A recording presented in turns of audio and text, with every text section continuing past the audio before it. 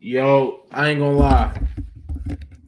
People been telling me to react to this theory for like, bruh. It's been a bruh. People been telling me to react to this theory for a minute now. And I had went live with Skip and DeVille, I want to say like maybe 4 days ago or something like that. Um and we got to go over like the beginning piece of this. So like the very first was good, don't it? So like the beginning piece of this, like the very first, like I think it was maybe 8-9 minutes of the video. So um I really just want to react to the whole thing now. You feel what I'm saying? What's good, Q Smooth? J Tom, what's the word? MF88, what's good, bruh? What's good, bruh? Um, one second. Let me what's good, LC the illest? Chief Alexander Matt. What's the word? Regal Love. Quality. Hey, what's good, my boy? What's good, Quality? I appreciate all your love and support, bro. Um, all right, let me post this to Twitter real quick too. But yeah, so people been telling me to react to this theory for bruh a long time. So I'm actually excited to get into it. For what I heard last time, for what I remember, I like the theory from what I remember, but I didn't really get to see the whole thing. You feel what I'm saying? So let's get it. Let me know if y'all can hear this. Put a one in the chat if y'all can hear this.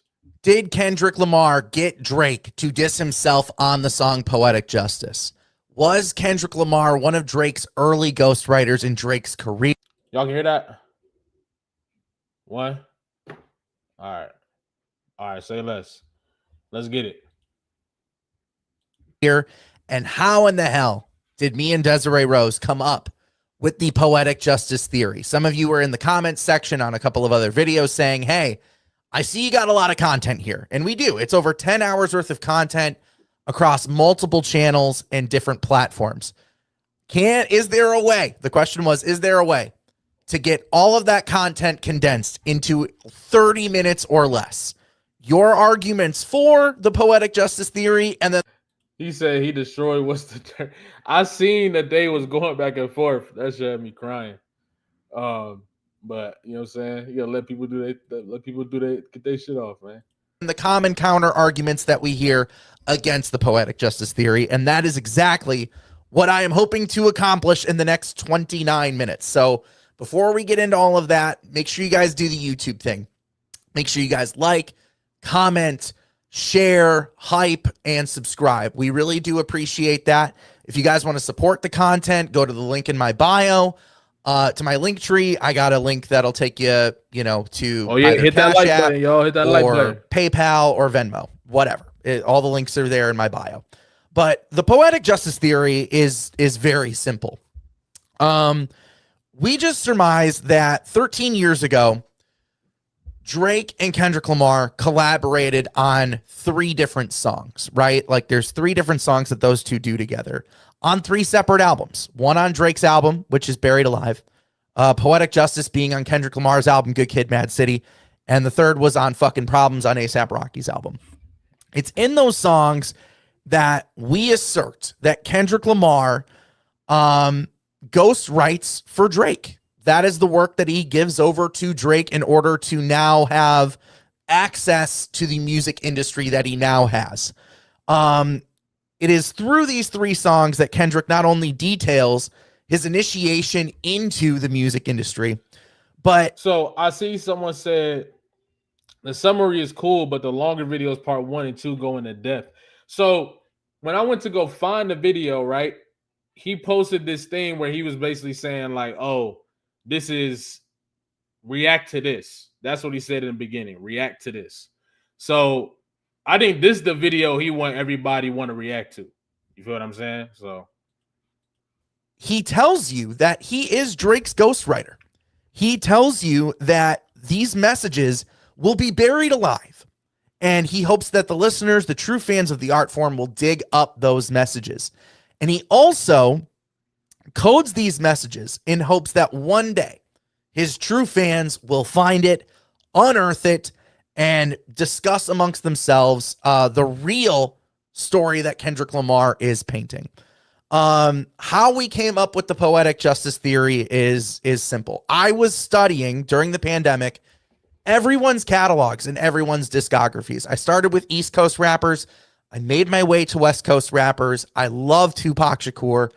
And this was during the pandemic. So for me, the pandemic affected me personally. I was furloughed from my job. I didn't have a job for close to 18 months. And Tupac and his lyrics, and especially his songs about class consciousness, it really spoke to me. And of course, going down that Tupac rabbit hole. Okay. I see. He tapped in. He you know what I'm saying? He kind of tapped in. Jalopy being exposed for being a fake grifter. Hey, they didn't call me everything in the book, man. Yeah. Whole understanding the relationship that Kendrick Lamar has with Tupac's music. I wanted to dive into Kendrick's catalog. So I did that. And one night while I couldn't sleep and I was playing Madden late at night, I was just kind of, playing Poetic Justice in my head. And I just, for whatever reason, I saw the message. I saw what he was saying. And mind you, this is hindsight being 2020, right? It's during the COVID pandemic. It's during all of that. So I had already known about Drake and his alleged use of ghostwriters through Quentin Miller and his beef with Meek Mill. And then I just started pulling at that string. It's like, oh, okay. So if Kendrick Lamar wrote this verse for Drake, what is Drake actually saying? And we get into all of that. We published our first Poetic Justice Theory video called Decoding Drake and Kendrick 5 years ago. We sound nervous, and it's because we were nervous. I understand that I am a white person trying to talk about hip hop. I understand I'm speaking on culture, and I want. Okay. Look, man. Hold on. There's something we gotta address. Okay, I feel like when people are talking about the culture conversation, I don't think anybody is saying that white people can't say anything. You know what I'm saying about hip hop? I don't think that's what people are saying. I think what people are saying is just to be wary of which conversations you take authority in. I think that's really what it is. It's all about respect. You feel me? I don't think anybody's saying that all non-black people need to be removed from the consumption of hip hop or the discussion of hip hop. We're not saying that. We just saying that give respect where it's due. No, you know what I'm saying? Yeah, just behave like a guest. That's all. Like when you go in somebody's house, no, the nigga in the house not telling you you can't chill and you can't boom, but you might not be able to put your feet on that man's couch. And that's okay. You feel me?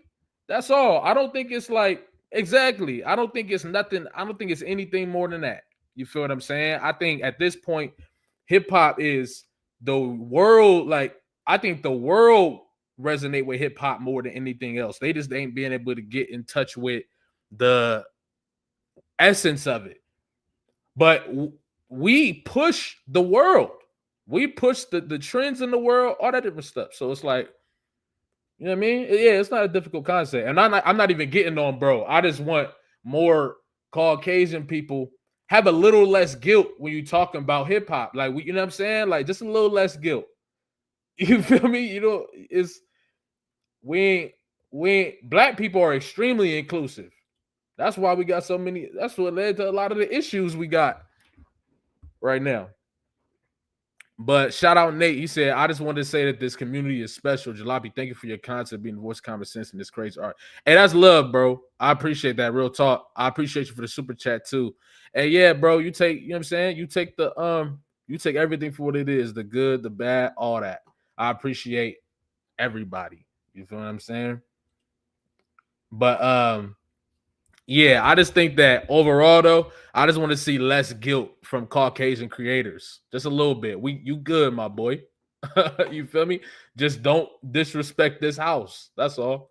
To do it in the most respectful way possible. So obviously that first video, especially my first YouTube video, being an hour and a half long, I was a little nervous, and we just left it at that. We put out the Poetic Justice Theory, and we moved on with our lives. We really did. Des and I just decided, like, hey, it's cool. It's a cool Easter egg. We're just going to leave it up there. And if we're right, then one day it'll be a cool Easter egg that people can stumble upon. Fast forward to 2024, and the beef pops off. And things were said during the beef that just made me and Desiree Rose just jump for joy, because he was confirming everything that we had talked about on our original Poetic Justice Theory video that we had made 4 years before in our kitchen. So that beef, while everyone was having their own experience with it, witnessing the culture shift, like that was really cool. For me and Des in particular, it takes on a different meaning, and it's something that I don't think y'all on the other side of the video can understand, because we had talked about Drake in this light 4 years. Nah, we're gonna address this. Hold on, y'all. He said we gotta address that comment you made on I made a lot of people mad with that one. Okay, he said we got to address that comment you made on I Gave You Power versus Me and My Girlfriend. Look, I don't know what y'all talking about. Me and My Girlfriend is way crazier than I Gave You Power. That's just me being honest. Me and My Girlfriend is the better song. I think the concept better too. I like I Gave You Power. Those are the type of songs that really teach you how to do it from that perspective. But Me and My Girlfriend, they both about the perspective of a gun. Me and My Girlfriend it's tougher, bro. That's just all it is. It's better. It's better. All I need in this life is me and my girl. Like, you wouldn't even be able to tell, bro. You know how many years I heard that song? You know how many years I heard Me and My Girlfriend and never knew that he was talking about a gun? It's less obvious than Nas' song. I think Tupac's song is way more cryptic than Nas' song. Me and My Girlfriend is heavy. It's heavy, bruh. I'm sorry. But all right, let's get to this. Before Kendrick even talked about him like that on record and put him on blast like that. And 2 weeks before the beef even popped off, I got on my TikTok to try and explain Poetic Justice to you in 90 seconds or less. And one of the things I said was, Kendrick Lamar views Drake as taking away from the black community. Me, a white guy, saying that 2 weeks before Euphoria dropped. Yeah, like, I caught a lot of flack, but I mean, we ended up being right, because he calls him a colonizer on Not Like Us. So what now I want to do is I want to break down, the 4 songs that you really have to know, which is our strongest, like, and again, coming back to the house rules that I laid out on a couple of videos already. House rules are, we only have 2 of them. We abide by the timeline of events. We stick to the timeline, and we stick to the lyrics, because the timeline and the lyrics tell the real story of what happened and transpired between Drake and Kendrick Lamar. Those are the only 2 rules here. So keeping that in mind, I am now going to lay out our Poetic Justice Theory using the remainder of the time that I have. So you really have to understand, the Poetic Justice Theory is mainly about 4 songs in particular. 3 of those songs, Buried Alive, Poetic Justice, and Effin' Problems. Buried Alive occurring, again, on the timeline in November of 2011. Hold on. Torture Chamber suggested that maybe Kendrick Ghost wrote Worst Behavior because of the remember, and Kendrick kept saying remember and blah blah. I always thought that was interesting, because he said remember in a because it's right before the extortion bar. Remember, hey, Top Dog, who the fuck y'all think they playing with? Extortion my middle name as soon as you jump off of that plane, bitch. Like, it's almost like Yeah, so that would be interesting if that would be interesting. I don't know about that one though. Especially at that time, I don't know about that one because that's when they was going at it. Uh yeah, what's that? Nothing was the same. That's when they was going at it. Yeah, that's when they was going at it. So I don't know about that one, but who knows? That's back when I thought Drake was writing his shit. Crazy. This is before the Club Paradise tour. If you look at Buried Alive, Kendrick is detailing out in these lyrics not only his initiation into the music industry, he's comparing Drake to R. Kelly at one point, and he also is saying that Drake is telling him, hey, you have to rap a certain way now that you're in this industry. You need to keep women in mind. When women be the tastemakers for the shit that we're making. He's telling him he's got to rap a certain way. And then here at the end of the song, he says, the reason why the highlight was when he said, you belong to the people when you're outside. So dig a shovel full of money, full of power, full of pussy, full of fame, and bury yourself alive. Bury yourself alive. Then I died. So he's telling you that he no longer belongs to himself. He belongs to the industry, and that his message will be buried alive in the lyrics because he now has to code the way that he talks to. Now. This is my thing. I think that as far as the coding goes, I think that's 100% true. I've always felt like Kendrick has rapped in code, and it's almost like Negro spirituals, right? I think I said this on the live with Vil and Skip, and that I really think that Kendrick's lyrics are kind of like Negro spirituals, where he's getting a lot of messages off, but also masking, getting in the way for the common consumer to listen to it and not hear that message. So he's got different people, different people appreciate Kendrick Lamar differently because of that. So because of that, that's one thing that I believe that aligns with what he's saying here. You feel what I'm saying? So I do like that. I do like that. The Buried Alive, as far as I think, of course, that was the message of the whole song, of the whole verse there. So yeah, I'm on board with that too. You, the listener. The second song that you have to understand when understanding the poetic justice theory is the Heart Part 3. And the Heart Part 3 is important for multiple reasons. One, it comes out 2 days before Good Kid, Mad City. Right. And two, it is detailing out where Kendrick is mentally with not only his relationship with you, the listener, but his relationship with hip hop and how TDE pulled off this heist on Drake. So the first order of business that I have to draw your attention to, especially when it comes to the Heart Part 3, is this line right here, where he says, truthfully, I just started rapping to get away. I never thought your favorite rapper would want a verse. My fella got hit 25 times with a K. Now, my fella is hilarious. But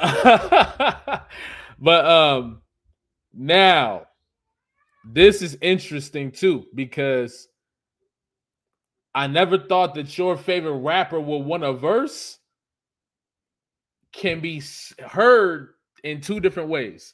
That could be heard in, I never thought that, in my mind, from hearing this for all these years, right? My perspective was he's talking about giving somebody a feature, right? Giving a feature to a popular artist or somebody in the game, right? But from the perspective of what he's talking about, that would also apply to Drake wanting a verse or something written for him. That could apply. So that was like up in the air for me, but that could definitely apply. It could. I've always perceived it as him saying given features, but if we going back to Kendrick working in code, that's an example, a bar that could go multiple ways. It's impossible to really stamp down and say you know exactly what he meant by that. You feel what I'm saying? He's telling you Kendrick is telling you that he never thought your favorite rapper at the time. And if you look at the charts, Drake was everywhere. You couldn't go into a record store. You couldn't go to AMC 30 in Sterling Heights, Michigan. You couldn't get in your car without hearing a Drake song. He was arguably one of the biggest rappers on the planet off of a mixtape. So Kendrick Lamar is saying, off of a mixtape and an album. So he's basically saying, I never thought your favorite rapper, you know, the industry darling that was Drake in his early career, I never thought your favorite rapper would want a verse. He got hit 25 times with a K. He's telling you that your favorite rapper, wanted a verse from him. So what did he do? He hit him 25 times with a Kendrick Lamar. He hit him 20. Nah. Not that one. Mm-mm. I think not that one. But I do rock with mostly of what he's saying. But that one, no. I think he's simply saying that, you know what I'm saying? I done seen what happened to people that come from where I come from. Like you got what you gonna do? You gonna come up in this, you gonna stay here, you know what I'm saying? You're gonna not use your talents to get up out of here, or you gonna do something to get up out of here. That's what that's something that's been heavy in Kendrick music forever. Like, just what you gonna choose, what are you going to do? You feel me? What are you gonna do? Yeah, Kendrick, yeah. Oh yeah, what's good, Matt Green? Appreciate you for the super chat, bro.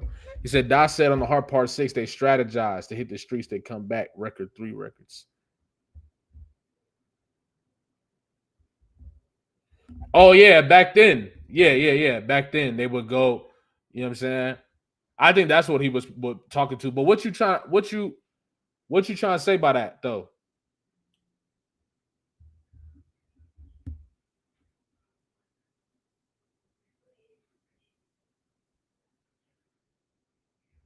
This guy said Squabble Up was about him and his girl. Said Looking for the Broccoli was about her chopping broccoli at her house.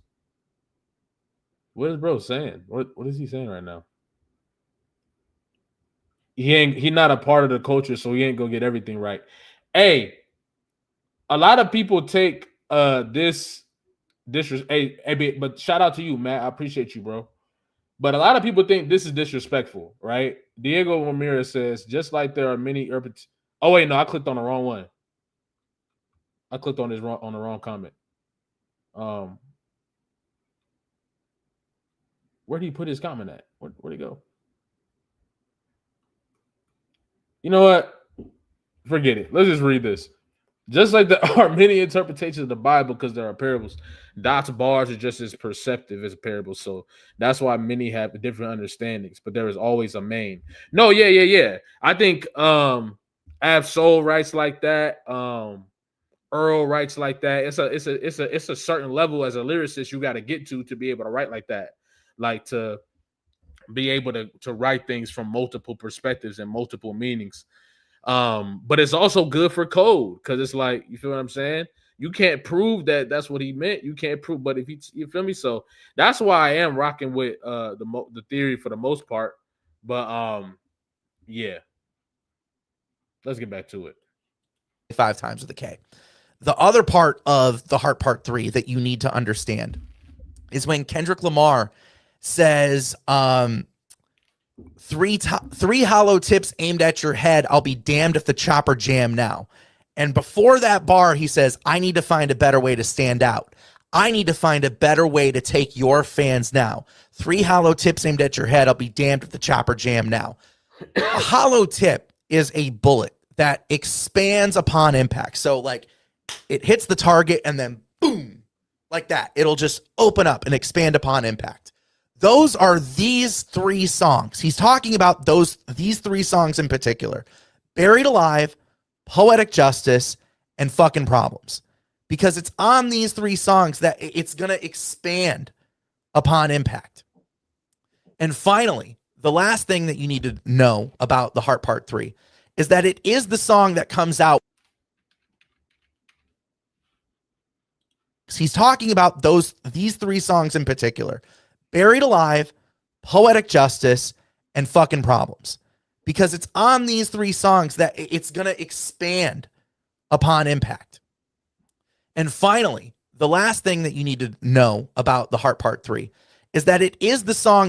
I'm sorry, y'all. Hold on. Expands upon impact. So like it hits the target and then bullets aimed out. I need to find a better way to take your fans now. 3 hollow tips aimed at your head. I'll be damned if the chopper jam now. A hollow tip is a bullet that expands upon impact. So like it hits the target and then boom, like that. It'll just open up and expand upon impact. Those are these 3 songs. He's talking about these 3 songs in particular. Buried Alive, Poetic Justice, and Fucking Problems. Because it's on these 3 songs. Okay. I'm starting to see what he's saying. I don't know if I agree, but I was kind of confused with what he was saying. So what he was saying was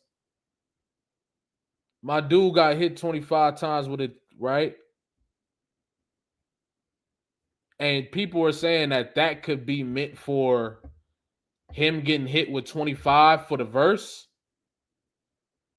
and make the decision, ride the beat or ride in the hearse. Like you gotta write the verse or write like he did say that that's how he got that. That's a part of the way the entry to the industry. So I mean I don't know about that one. I guess I get it though. I don't know if I agree, but I definitely understand where he was going with this. That it's going to expand upon impact. And finally, the last thing that you need to know about the Heart Part 3 is that it is the song that comes out right before Good Kid, Mad City. And Kendrick Lamar asks you, the listener specifically, will you let hip hop die on October 22nd? And it's because he's afraid that his message is now so coded and buried that you won't pick up on the messaging, that you won't get what he's truly trying to say and what he actually did to Drake now that it's coded. So, again, sticking to the lyrics and sticking to the timeline, those are important to understand, those 2 things. Good Kid, Mad City drops on October 22nd, 2012. And part of the Poetic Justice theory includes the one that we, our first video, Decoding Drake and Kendrick, includes a moment where we talk about how Money Trees is the setup to the diss, because Kendrick Lamar is one of those guys who is constantly calling back to his own albums, to his own songs. He is constantly referencing himself. And you'll see the reference to Money Trees here in a second on the 3rd collaboration with Drake. But Money Trees is the setup. And if you look at the track sequencing for Good Kid, Mad City, it goes from Money Trees into Poetic Justice. And that is 100% intentional, because where do you typically find shade? You typically find shade underneath something. So Kendrick Lamar intentionally put Money Trees above Poetic Justice. So Poetic Justice is underneath the tree, right? If you delve into the lyrics on Money Trees, like we did in our original video, he says, "You looking like an easy I don't know about that one. Put Money Trees above Poetic Justice. So Poetic Justice is underneath the tree, right? If you delve into the lyrics on Money Trees, like we did in our original video, he says, "You looking like an easy come up, you bish. A silver spoon, I know you come from, you bish." I don't agree with the Money Trees is shade over the... Yeah, I don't know about that one. Think about who Drake is. Think about where he comes from. This dude was on Degrassi. He's a middle-class dude from Toronto. Just remember who Drake is. Remember that. A silver spoon, I know you come from, you bish. And that's a lifestyle. Jalopy, maybe you should kick the deranged guy out. Who? What you mean? Somebody acting crazy?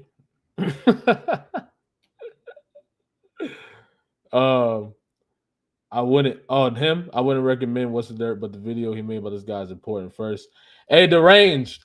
So look, this is what we'll do. Just chill out, all right? Just chill out. Just chill out, fam. Somebody took jabs at you. That's tough. But yeah, the range. Just chill out, man. All right. We get. I think you know what I'm saying. You said what you said. Just chill out real quick. Now that we never knew. You'd go at a reverend for the revenue. You'd go at a reverend for a check. And he calls and he said, he finally says right here, it goes Holly Berry or hallelujah. Pick your poison. Tell me what you're doing. Everyone is going to respect the shooter. Everyone is going to respect the industry. But the one in front of the gun lives forever. The artist lives forever. And I've been hustling all day, this way, that way, through canals and alleyways, just to say that Money Trees is the perfect place for shade. And that's just how I feel. How he feels is poetic justice. Because the song Poetic Justice is not just a Drake diss. It is a perfectly penned and coded letter to not only his community of Compton, but to hip hop, to black culture. It is, and it's a love letter dedicated to them and dedicated to you. And that's why, you know, if you look at Poetic Justice, as we highlight in our first decoding video, we tell you that it is Kendrick Lamar speaking through Drake, and he gets Drake to say, I could never right my wrongs unless I write them down for real. P.S. I actually remember that. That hit the same for me when I first saw the on the stream with bro too. I ain't gonna lie. I can never right my wrongs unless I write them down for real. Poetic justice. That's hey. That would be wild.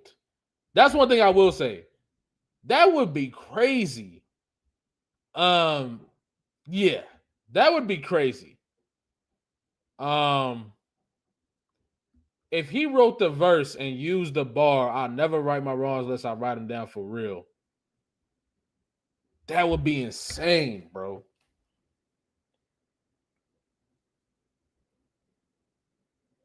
You know what? I like that.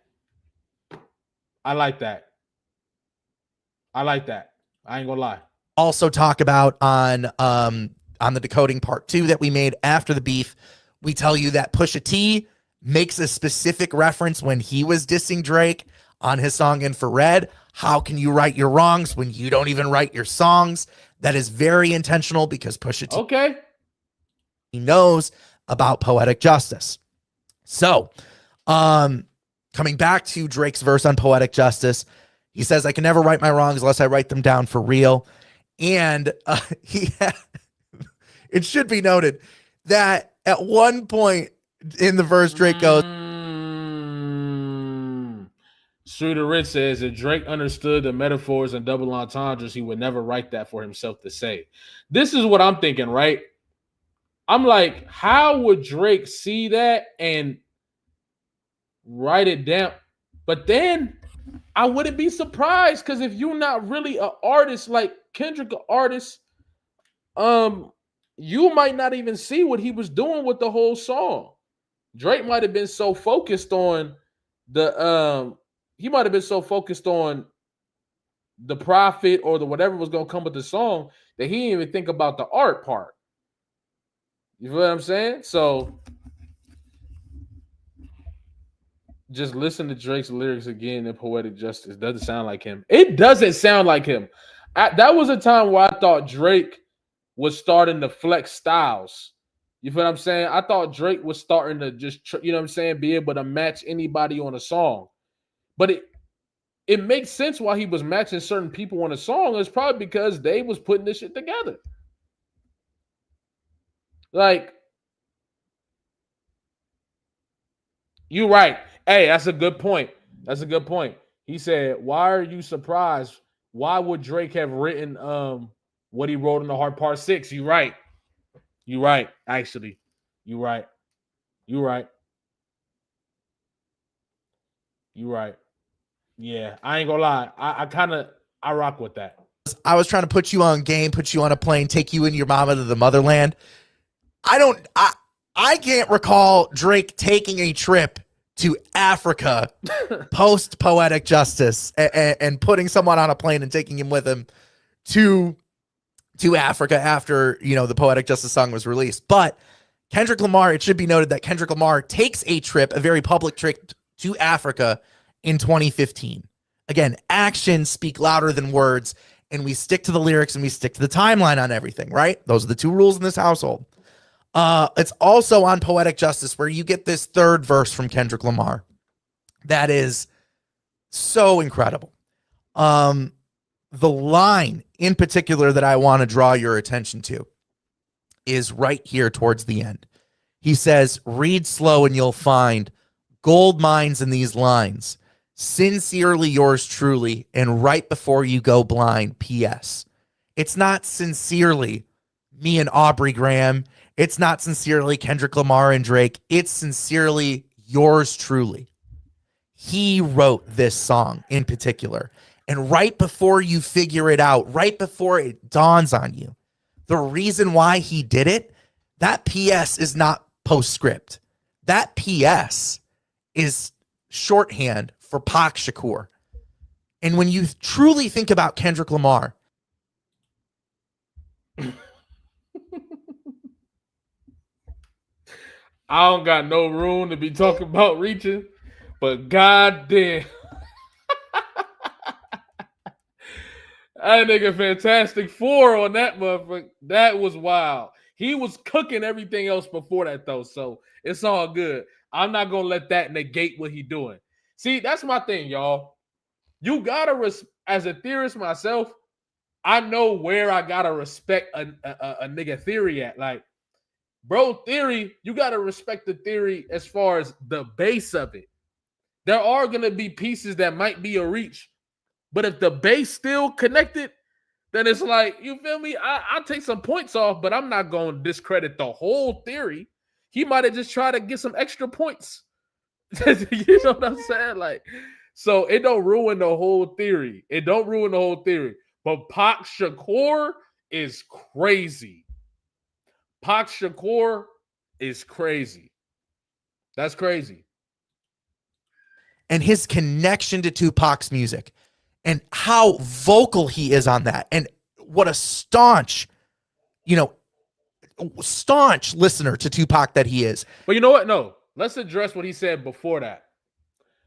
So, when he's talking about and read slow and you'll find gold mine in these lines, sincerely or truly, and right before you go blind, right there, that really feels like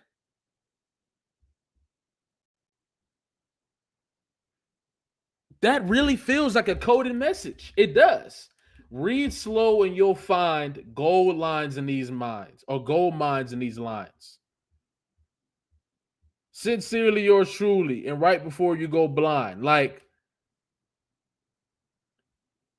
living my life in the margin, and that, like, I don't know, bro. It feels coded. Even when I was younger listening to it, I always felt like there was something I wasn't catching. Like, it was that feeling of like listening to it and being like, I know I'm not catching it, but I'm enjoying the song. Like, because I heard this when I was young. You feel what I'm saying? So, but yeah, I'm not gonna lie. I like that part. Staunch, staunch listener to Tupac that he is, an advocate for people going to listen to. Hold on. Andy Pandy Pod, thank you for the super chat. I appreciate you. Kendricks also was in Africa when Mr. Morale dropped and co-founded Move Africa, an organization devoted to bring tourism to Africa in his tours. Oh, that's fire. I didn't even know that. That's dope. Yeah, that's fire. I like that. But that does kind of tie into what we're talking about too. The song is too cohesive to Kendrick to not be his pen. Yeah, I agree. P.S. Pac Shakur isn't as much as a reach. He starred in a movie with Janet Jackson with the same title. Okay. Okay. To his music and talking about openly the impact that Tupac's music has had on his life. He would never, ever allow Drake on a song dedicated to Tupac's favorite film that he did and dedicated to Tupac Shakur. Nisa and the G. Also, the word enemigo flashes in the video. What video? And thank you for the super chat. Appreciate you. But what video? And enemigo? What is all that? PS isn't that wild. Y'all bugging. I mean, you know what? I can see that. But enemigo, what is all that? Y'all got to put me on. You said you didn't know Pac was in that movie? See? You can't make an informed decision. No, I knew Tupac was in Poetic Justice, but I didn't know he went by Pac Shakur in the title. Yeah, let me keep watching though. But yeah, hey, Nisa and Najib, let me know what you mean by this. Let me know what you mean by this. Oh, it flashes in the Poetic Justice video. Interesting. Enemy and friend. Oh.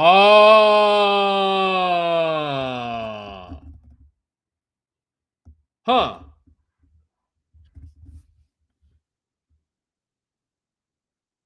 Interesting. Unless it was getting him to say something on wax forever that he can't take back. That would be poetic justice. That would be what it is. And the chorus itself is a message. Thank you, Nisa. Once again for the super chat. Enemy, it's in the Poetic Justice video. I didn't know that. That flashes in the video? Huh. Interesting. That's very interesting. To you. You can get it. You can get it. You can get it. You can get it. And I know just what you want. Poetic justice. Put it in a song. We go over all of that in our first decoding video that we made over 5 years ago. Again, I'm condensing 12 hours worth of content, so bear with me. Okay. Moving on. The final collaboration between Drake and Kendrick Lamar happens on A$AP Rocky's album, Fucking Problems. I have done breakdowns on Drake's verse and how there's some very questionable lines there. Again, going off the working theory that Kendrick Lamar ghost wrote for Drake multiple times. You can go back and look at my other content on that. But the lines that I really want to draw your attention to from the third verse on this song is Kendrick Lamar saying, right here, he says, "Girl, I'm Kendrick Lamar, aka Benz to me is just a car." That is a callback, believe it or not, to Buried Alive. If you go back and listen to the Buried Alive interlude, he basically says like the industry has Drake like mesmerized and addicted with Rihanna as a lady friend and an addiction that'll keep him in Mercedes-Benz. So he is saying a Benz to me is just a car. Like I'm Kendrick Lamar. I've done a breakdown on this whole verse, but again, another line that I need to draw. She said you should really bring him up on your channel. Y'all would want to see that? I would. Yeah, I don't mind contacting him. If y'all want to see that, have a conversation or something. But yeah, let me know if that's something y'all would want to see. I don't mind doing that. Your attention to, just to make these quick points, is the Halle Berry Hallelujah. Holler back, I'll do ya. Beast. Calling back to Money Trees. Because where's the perfect place for shade? Underneath something. He's trying to draw your attention to the messaging. But again, he has to do it in code. Because the industry is now involved. He is an industry guy. And he can't speak plainly anymore. So it has to be like this. So again, sticking to the timeline, sticking to the lyrics, that is the poetic justice theory in a nutshell. We have done deeper dives we've done deeper dives on Euphoria. We've done deeper dives on Meet the Grams, on Not Like Us. We've done a lot of work on this.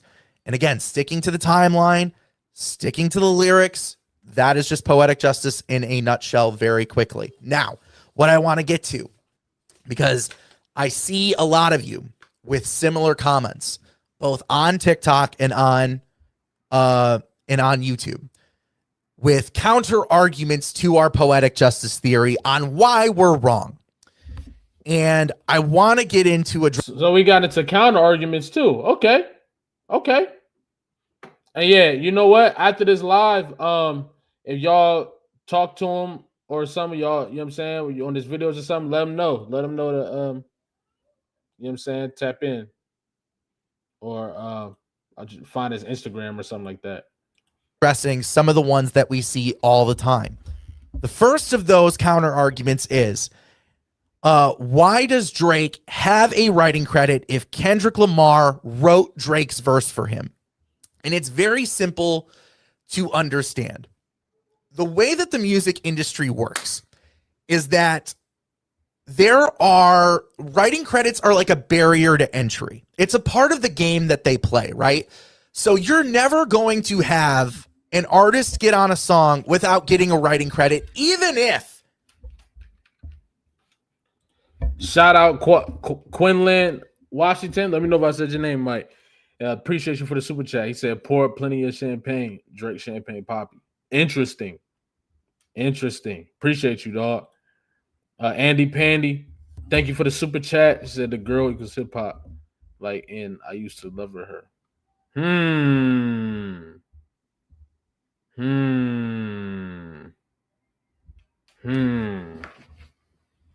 Interesting. Very interesting. Spotify credits for what it just is gram isn't gram, but it's actually is that writing credits are like a barrier to entry. It's a part of the game that they play, right? So you're never going to have an artist get on a song without getting a writing credit, even if it was ghost written for them.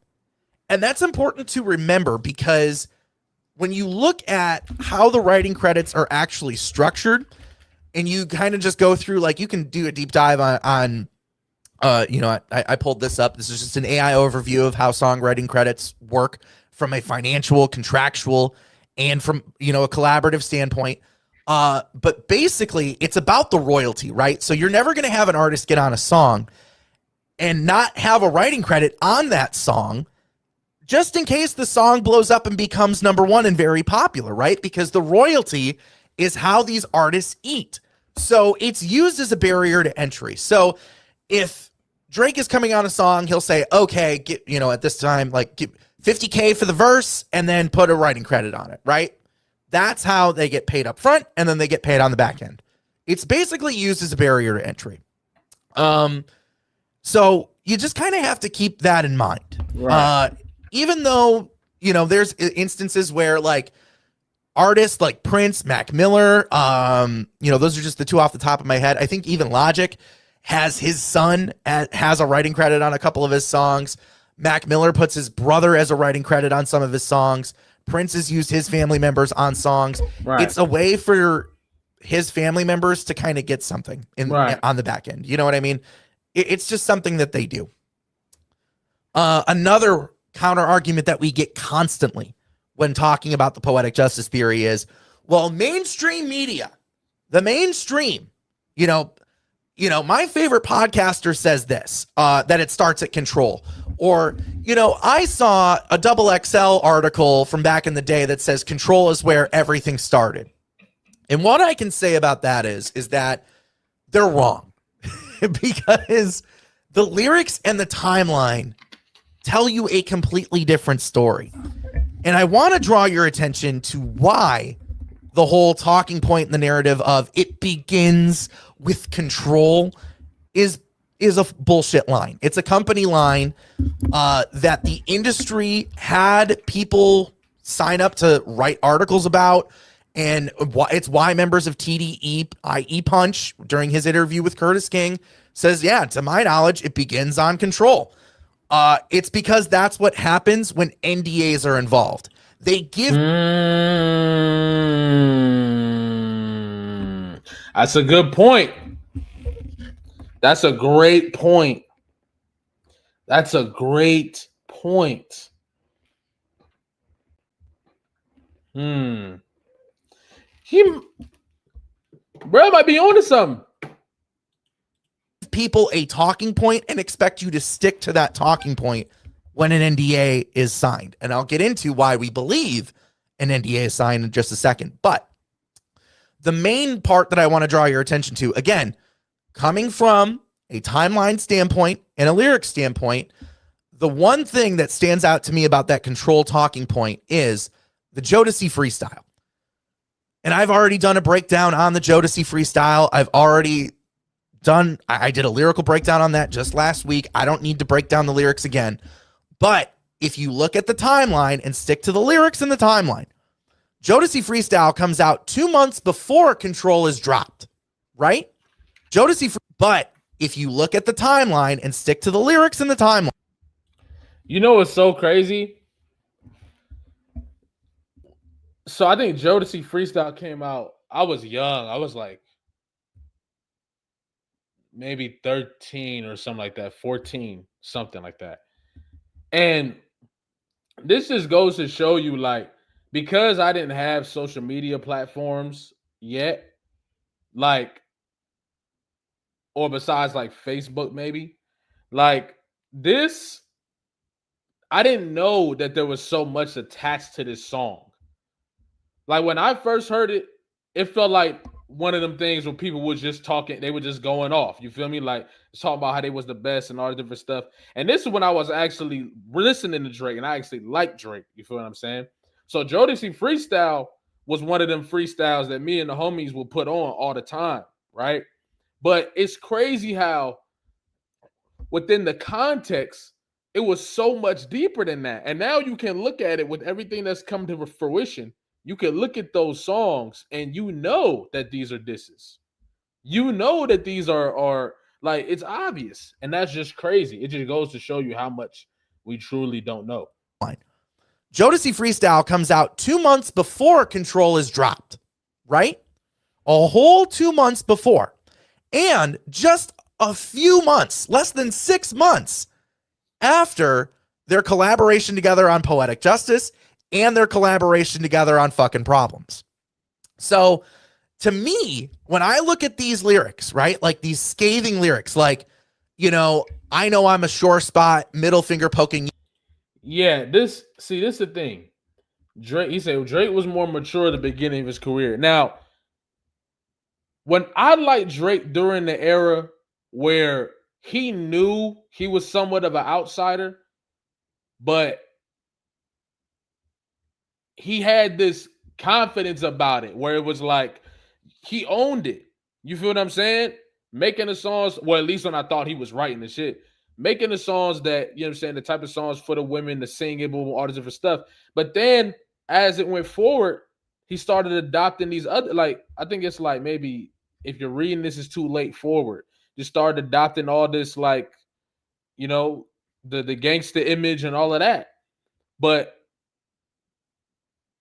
you know what I'm saying? Like, I feel like back then it was like, you feel me? I remember the era where everybody genuinely thought Drake was writing his music.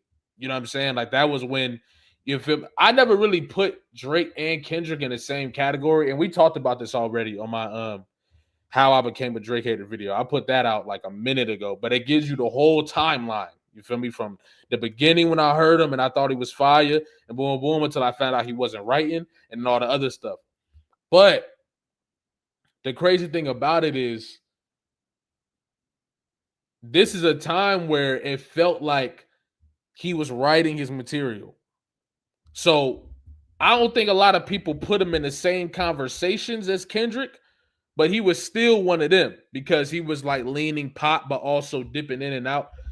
But as we figured out that he wasn't writing this stuff and all of that, I feel like it was hard as somebody who really appreciate the craft and did the history and all the different stuff. For me, it was like, damn, I can't rock with Drake. I can't respect him in that same light. I can't. Now I gotta put him like in the Kanye category. Not saying him and Kanye are the same, because the more we find out, they're not. But like he's more like a, like a pop, like a guy who, people are putting your verses together. I can't rank you in the top 10 of all time. I can't like put you in nothing like that. You feel what I'm saying? Like I can't be like, who the top 10 rappers out right now? I can't put Drake in. I remember you used to debate with the homies like top fives and all that alive, and niggas say, I'll be like, you can't do. He not writing. And I remember at one time that was a death sentence. You wasn't writing your shit. It was a death sentence. It was a rap for you. Like, what? But everything changed. That Meek Mill Drake battle changed everything. That shit changed everything. You in your sore spot, talking about who the best MC is. We know that you're not. It's not just about MTV naming Kendrick Lamar the hottest MC. It was never about that. You don't pen these words, if you're even penning them, about some slack MTV award that you didn't get, right? So that this whole Jodeci freestyle directly contradicts that Control talking point. And even when you look at the lyrics on Control, right? When I look back and I think back about and I remember exactly where I was the first day I heard this. I was a landscaper. I was working with my boys, Joey and Nick, and Joey stops the lawnmower. He's like, you got to listen to this verse from Kendrick Lamar. And oddly enough, we were at my house cutting my own lawn in my backyard. So, of course, we do what teenagers do and had a little fun with the wacky tobacco, and we listened to this. And I just remember this part standing out where I was like, you got to rewind that. Like, this is so crazy. But I want to draw your attention to these lines in particular.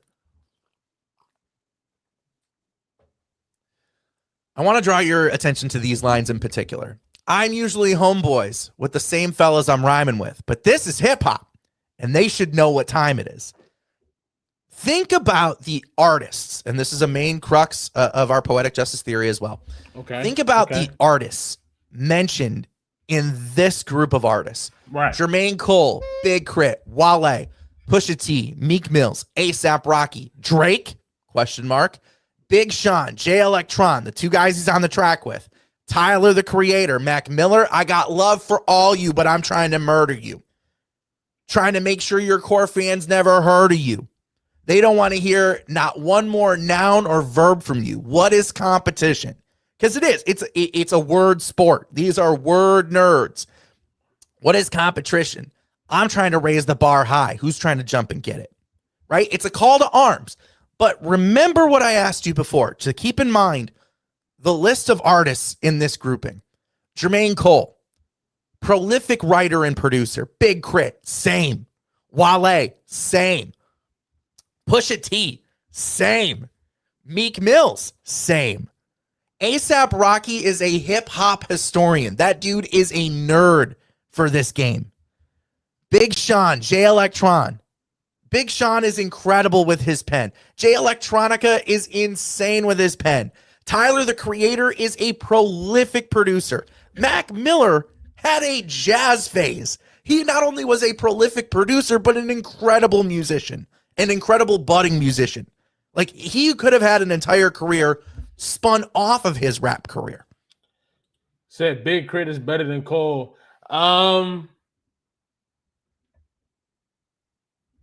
I mean, I don't think that's crazy to say at all.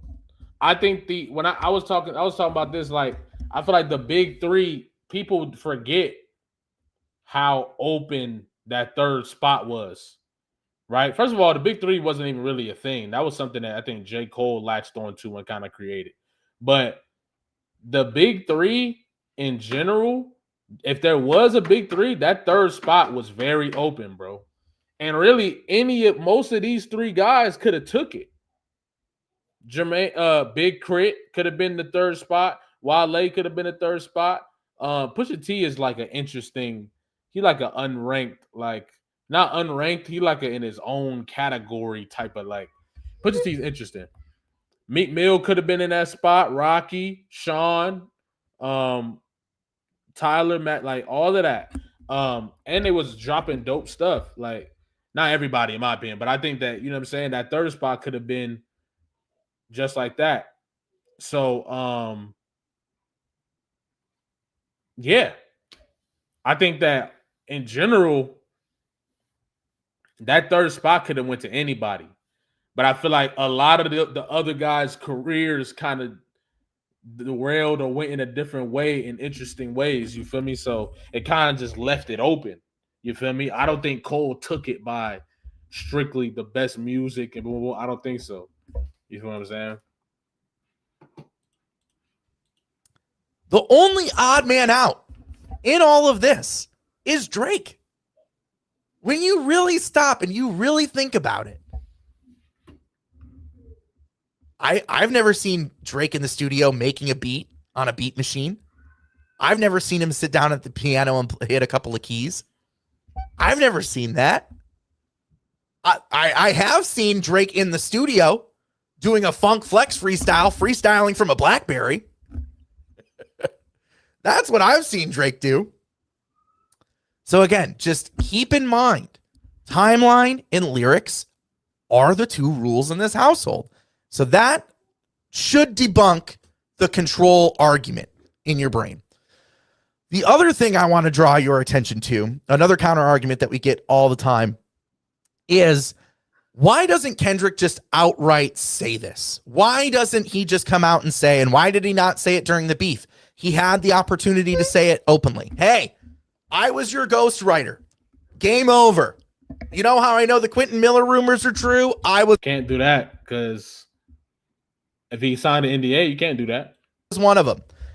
And it's because we believe that the industry got involved. And once Drake found out what happened to him, Drake went to the labels and went to the industry and said, we got a problem. And Drake's people went to the industry and said, we got a problem. And we got to button this up. And we believe that Kendrick Lamar, not only Kendrick Lamar, but every member of TDE has an NDA out because they were all in the studio together. J-Rock, Absol, Schoolboy Q, Punch was right there with them. Top Dog was right there with them. They're the ones who hatched this plan together to pull this. So they all got an NDA. Is this true or is he assuming? Every member of TDE has to believe that Kendrick Lamar, not only Kendrick Lamar, but every member of TDE. Right. Okay. So it's an assumption. I mean, it would have to be an assumption. But yeah. He has an NDA out because they were all in the studio together. J-Rock, Absol, Schoolboy Q, Punch was right there with them. Top Dog was right there with them. They're the ones who hatched this plan together to pull this off on Drake. So it's not just Kendrick Lamar under the NDA. It's all of them.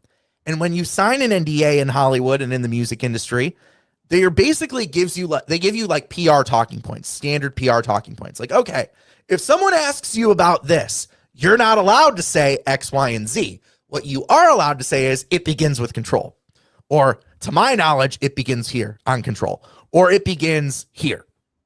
You're not allowed to sway from those talking points. Otherwise, they'll sue you for all that you're worth. So Kendrick Lamar can't just outright say it, but he does draw attention to it in different ways throughout his career, right? You know, if you think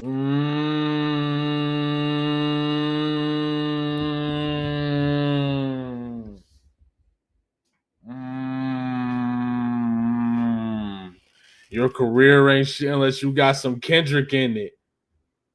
Interesting. Shout out Jay. Back to the BET cipher. I'm the master who masturbated on your favorite MC until the industry had wanted me assassinated. That is clear as day. He's the guy who got off on your favorite MC. And literally, the industry wanted him assassinated because of it. Because if you think about where Drake was at that point in his career, something like this would have absolutely devastated his credibility amongst true hip-hop listeners. You'll never listen to Drake again, knowing that he took verses from Kendrick Lamar, right? So that's important to keep in mind. The other thing that Kendrick does is that during the beef, he did call attention to it. It just kind of went over everyone's heads. And that's, not necessarily your fault as a listener. There were a lot of lines, calling him a colonizer, calling him a pedophile, dear Adonis, dear Sandra. There were so many moments during this war for the culture that just kind of went like, it took your breath away, right? And it's okay to miss the lines where he's trying to breadcrumb you back because he just gave us so much, right? He gave you so much to work with. It was close to 35 minutes worth of audio from Kendrick Lamar just during that beef. It's insane. If you look at the lyrics from Euphoria, he says, the very first time I shot me a Drake, the homie had told me to aim it this way. I didn't point down enough. But today I'll show you I learned from those mistakes. Somebody had told me you got a ring? On God, I'm ready to double the wage. I'd rather do that than let a Canadian fella make Pac turn in his grave. It comes back to Tupac. It comes back to his love for hip hop. It comes from being his offspring, the one carrying that torch, that crown of his. He talks about it. Colin Aubrey, no, I'm selfish. That crown is heavy because it is a burden. When you are an artist with something to say and you have a perspective and you won't compromise on your vision and what you are actually saying for industry and for a check, and you are trying to lift people up, that burden is heavy. And then he says right there, right underneath it, cutthroat business, you got shit twisted. What is it, the braids? I hurt your feelings? How could he have hurt Drake's feelings? Wait, you don't want to work with me no more? Okay. He's saying it just without saying it. And he does it again on King Kunta. I think, yeah, I don't know if that was, I think,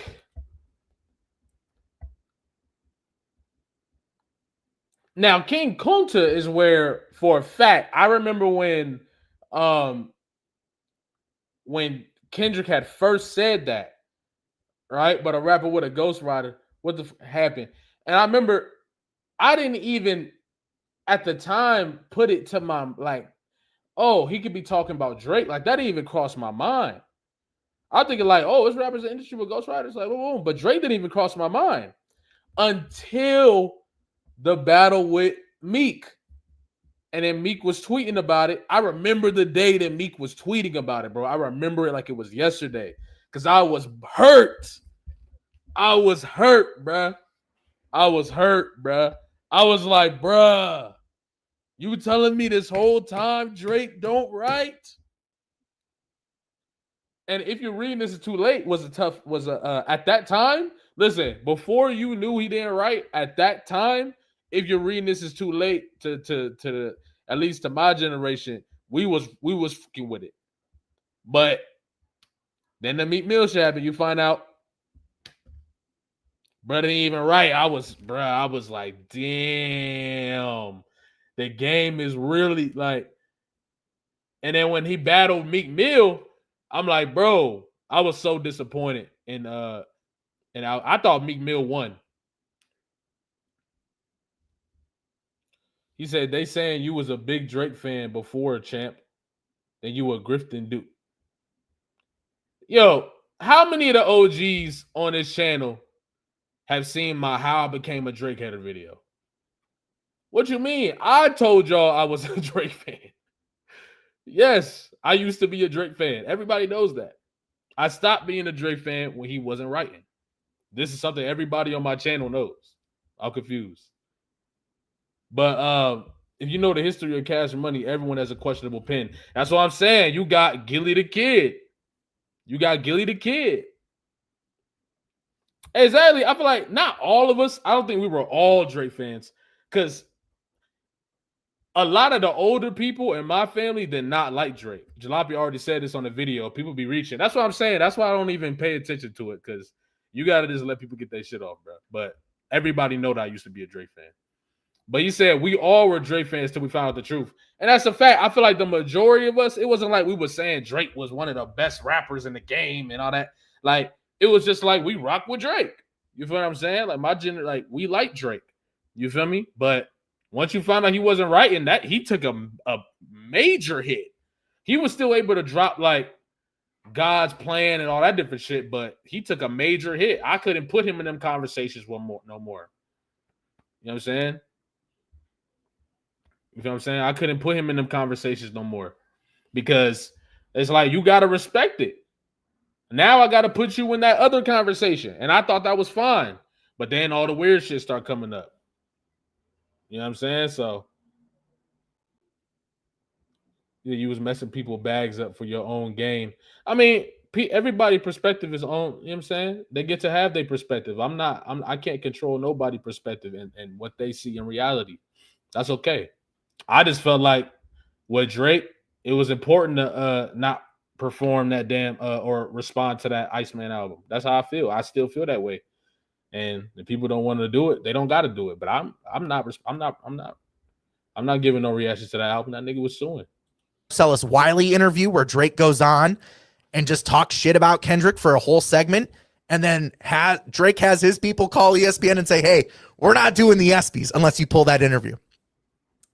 It comes after that, and then it gets released. I heard of that too. Where it was some dude. I seen a video, and he was being interviewed or something, and he was saying like, I think it was the dude that was involved with the ESPYs, and Drake got on there talking crazy about Kendrick, and then he told him to take it down or not air it, or he's pulling the ESPYs, pulling from the ESPYs. You feel what I'm saying? So yeah, like, I mean. Yeah, I'm old enough not to like Drake from the beginning. See, for me, being young, right, I was looking at it like, that's weird. But I didn't know. I say it in the video, too, the How I Became a Drake Hater video. I literally was like, bruh,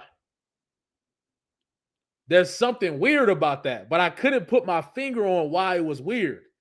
But then as I got older and things started this started making sense. You feel me? Like, but I remember at that point, there was a point in hip hop where no matter what type of music you did, you had to pull up and show us you could give us a fire freestyle. Who remember that?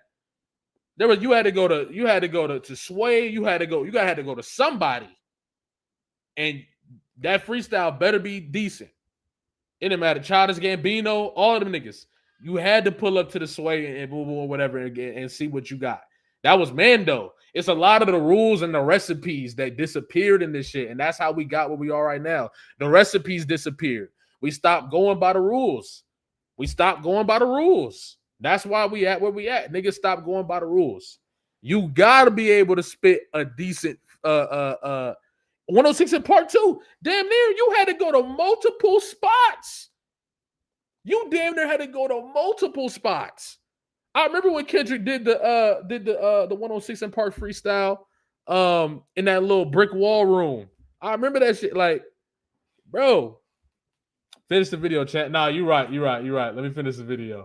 We've been on this video for a minute. We still got some other shit to talk about. So he says right here on King Kunta, I can dig rapping, but a rapper with a ghostwriter, what the fuck happened? I swore I wouldn't tell. But most of y'all share bars like you got the bottom bunk in a two-man cell. Later on, King Kunta, the other line that is important in all this that I forgot to grab a screenshot of. Oh, here it is. Yeah, right here. Everybody want to cut the leg off him. Kunta, black man taking cold lovers. I was going to kill a couple rappers, but they did it to themselves. The shit is elementary. I was going to kill a couple rappers, but they did it to themselves. Everybody's suicidal. They didn't even need my help. This shit is elementary. I'll probably go to jail. Like, he's saying it openly. Like, he did it to himself. I was going to do it.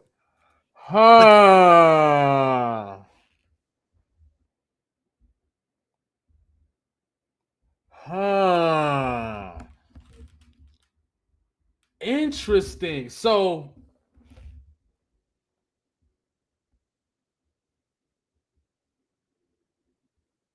he could be speaking to that. I was going to kill a couple rappers, but they did it to themselves. Everybody's suicidal. They didn't even need my help. Because Kendrick always had that energy of I remember you know what I'm saying, rigor mortis video. You know what I'm saying? Where you got the You feel me? Kendrick was never playing. He was always gonna go clips and shit. He was always gonna do that. But I think it's crazy that some of these lines are shifted in age because of this scenario. I was gonna kill a couple rappers, but they did it to themselves. Like he could be saying, I was gonna go get Drake, but then I found out he don't even write. So this gonna be a layup. Like he really could have been that. I'm not 100% on it, but I ain't gonna lie. This is a solid ass theory. There's some holes in it, but there's a hole in every theory. That's why it's a theory. This is solid though. They did it to themselves. They didn't even need my help. Because Drake can't help but take from other artists. He can't help but take from other rappers and take verses from people and use ghostwriters. And finally, the last thing that we see as a counter argument to our poetic justice theory is, well, I've heard and I've seen interviews in the media where, Kendrick Lamar and Drake are actually friends. And if he actually liked him when they were on tour. No.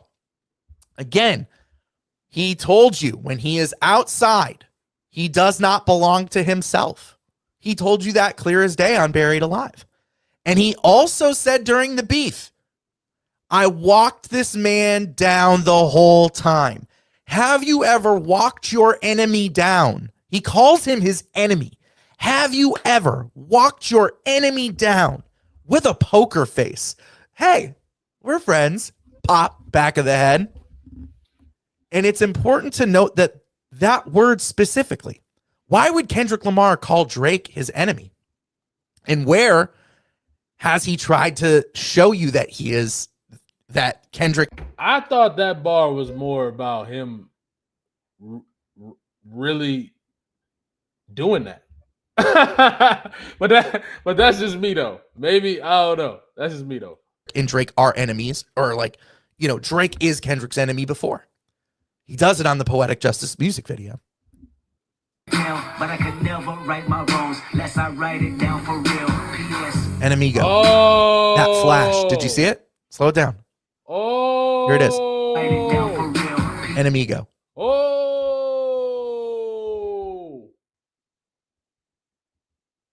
so that's what y'all meant.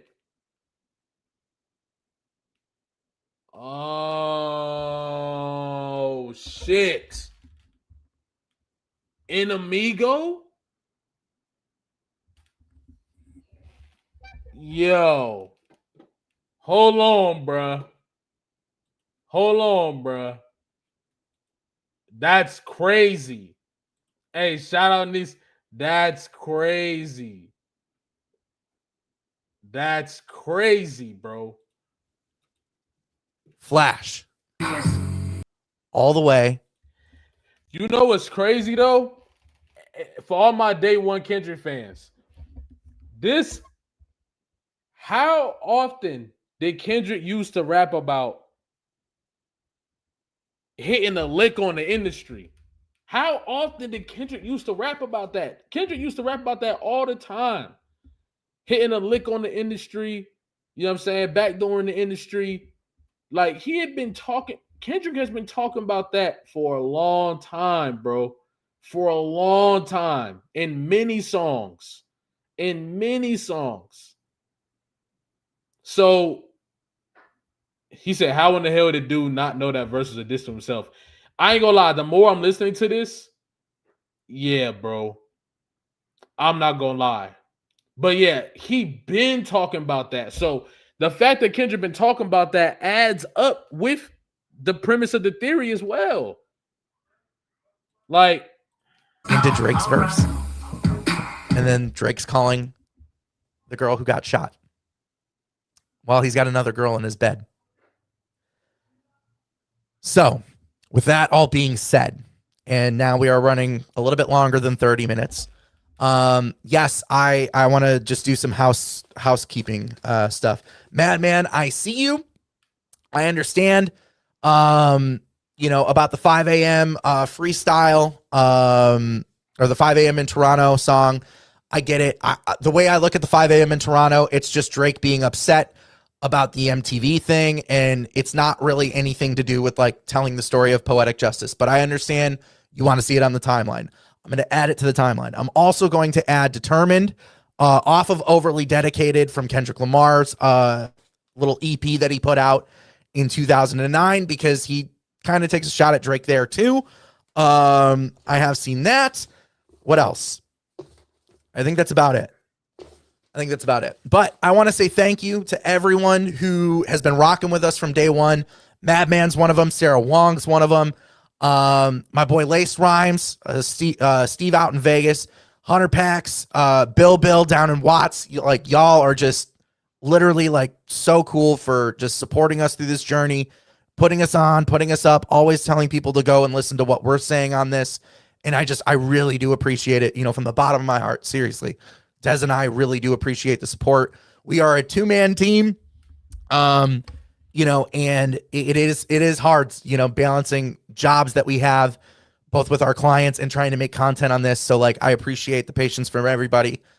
Shout out to, of course, my fiance, Desiree. She's just my rock. Incredible. Wouldn't have a Poetic Justice Theory without her. And again, thank you very much for liking and subscribing and supporting the content. If you guys want to donate, links in the bio. Other than that, I feel like I've done a pretty good job at laying out our arguments for the Poetic Justice Theory being right. And I feel like I've negated a lot of the arguments against why we're wrong. I'm not gonna lie, bro. This theory fire, bro. I like it. I think there are some holes in it, but bro, there's always gonna be holes in the theory. That's why it's a theory, because we don't have all of the information. That's why we use pieces of information that we do have to come up with the theory. There's always gonna be a couple holes in the theory, but the base of this theory is solid, bro. It's a solid foundation. I like it. I could really see it too. Like, I really could. That's some, like, that would be ridiculous. If this theory is true, that'd be ridiculous. That'd be ridiculous. You feel what I'm saying? You need to watch the one of his fiance talking about Kendrick. You should watch this video about Glass Malone kind of confirming his Poetic Justice Theory. Please watch Anthony's video cussing out what's the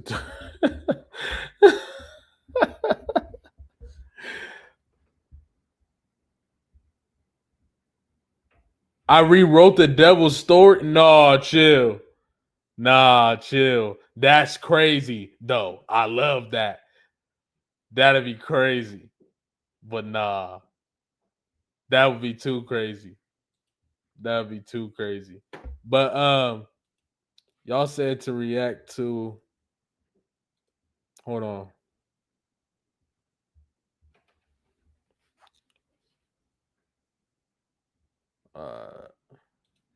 So with this is what we could do. All right, this is what we do. We got some options. So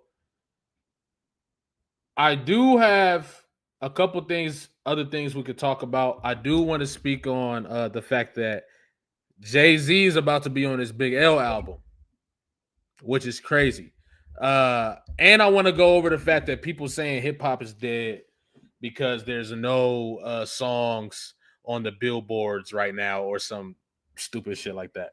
So, but if y'all want to keep digging into this, we can. You feel what I'm saying? We can watch one of the you said to watch his review on Glass Malone, the Glass Malone theory. I'm down to do that. I'm down to do that for sure. Because Glass Malone obviously got, like, you know what I'm saying, his credibility in this whole situation is obviously high. So if yeah. But yeah, I'll definitely hit bro up and or y'all can talk to him. I definitely have him on the channel. We could talk about something because I do have a few questions. But yeah, let me find this Glass Malone video. Let's see. Here we are. All right, I'm about to pull it up.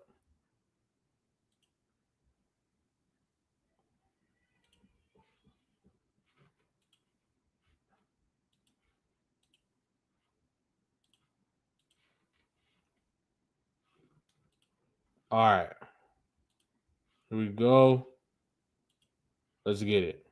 Tagged in this video from Glasses Malone and the No Ceilings podcast, where they're talking Drake and J. Cole taking shots at Kendrick Lamar on the Jodeci freestyle, as well as something to do with poetic justice. And you know that this is the home of the poetic justice theory. The guy you just platformed as a fraud. I what am I supposed to? I'm confused. I'm finna check out this stuff for myself. I don't know y'all. I don't know y'all personal. So I check things out for myself and see what I think about it. So I want to get right into the clip. I brought out the timeline, and I also have the Drake lyrics out so we can examine what Drake is actually saying on his second verse in the Jodeci freestyle, because I believe that it further proves the poetic justice theory. But let's have Glasses take it away. And I do remember a kind of a controversy happening. Right now, I wasn't listening to the Drake songs. That was the B sides and C sides. I would catch what would come on the radio. If it was dope, started from the bottom, was about to drop, the good songs. I'm not really diving in none of them niggas' catalogs. I really only was listening to the homie music. You know what I mean? And I would listen to that a few times. This is my whole thing. I feel like the harder people try to discredit this, especially coming from that side of the spectrum, the people who are closely tied with Drake, right? It just gives it more validity. You feel what I'm saying? Like, I'm like, why is there such an effort to, discredit this theory? At all the theories that be coming out, what's the reason to discredit this one? You feel me? It's given like real you know what I'm saying? Like it's given there's some credence that people might know about this. This might be something that people know that they don't want the people to know. You feel me? Remember my video we just made, the smear campaign against Kendrick Lamar, right? Or the reverse smear campaign, where we talk about what's it called? We talk about the fact that we have 5 filters of media, and the 4th filter of media is flack, right? Where if somebody puts something out that goes against the main narrative or then they get a bunch of flack. They get a whole bunch of different people that are trying to control the narrative attacking them simultaneously. So that's graduated to just, people being able to do it themselves. But I find it interesting, you know what I'm saying? I do find it interesting how much flack this theory is getting. You feel what I'm saying? So let's get back to this. And then be back on whatever I'm studying. So I missed that. Right. So again, I'm gonna run that lyric back again. Right. This is important to remember, Revenge. We moved the operation to Cali soon as the snow dropped. Oh, stop. Please stop arguing about who's the best MC. I think everyone would agree they know that you're not. That's the second verse. That's 3 months, less than 90 days roughly after he was named the hottest MC. So you think he took a shot? That's crazy. That's a shot for sure. He took a shot. Yeah, it's definitely a shot. Fuck your list. Your list, you lame niggas and doubters. I'm undoubtedly the hottest, and that's just me being modest. This is J. Cole's part. First of all, this is what I mean by if you listen to these songs, and I don't even mean to get off topic, bro, but if we just talking about bar for bar, man, just line for line, bro, J. Cole is not that crazy, bro. Like you hear, like, even in comparison to what's it called? Even in comparison to a Drake verse, right? In this Jodeci, like, it just feels like J. Cole has always rapped. Even I ain't gonna lie, like, out of the big 3, I feel like J. Cole's technique is the most, like, you feel me? Now the other guy doesn't write his shit, so, but come on, man. Come on, man. Come on, dog. I don't know. But also, he said, I'm the hottest, and that's just me being modest. Right after the damn MTV list that came out, which is something I don't even remember this MTV list for real.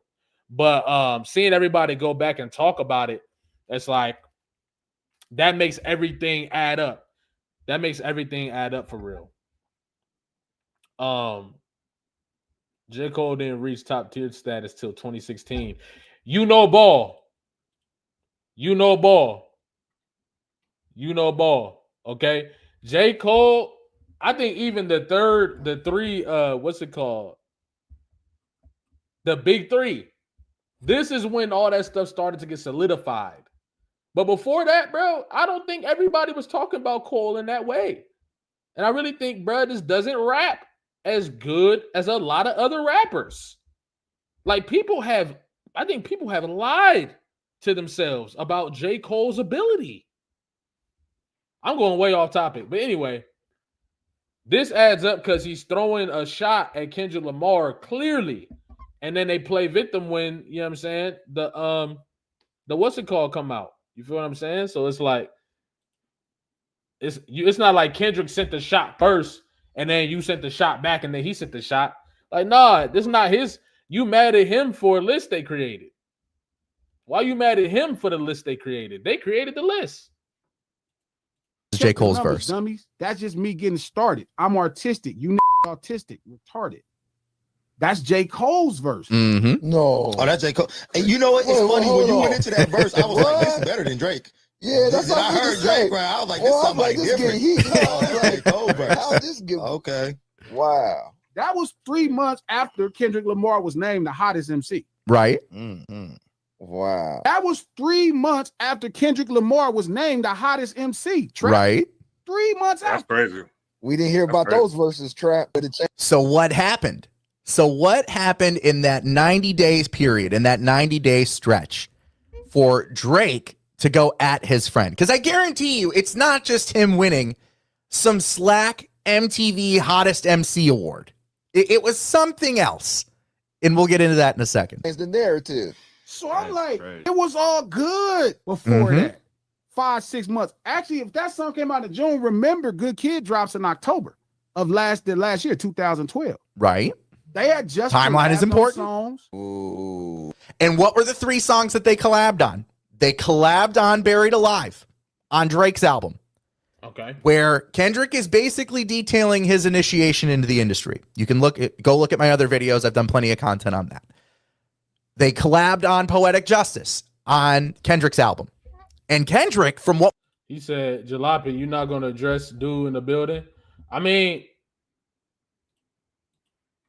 shit, I don't give a fuck, but I mean, we can keep dude. I don't give a fuck. I mean, y'all know what they doing. Y'all know what they doing. You know what I'm saying? It's getting very, lurky. It's getting lurky, man. But yeah, if he bother y'all, I'll get him out of here. Yeah, I mean, he don't bother me. He can sit there, you know what I'm saying? I don't give a fuck. Dude, what's there scared of? Yeah, white guy.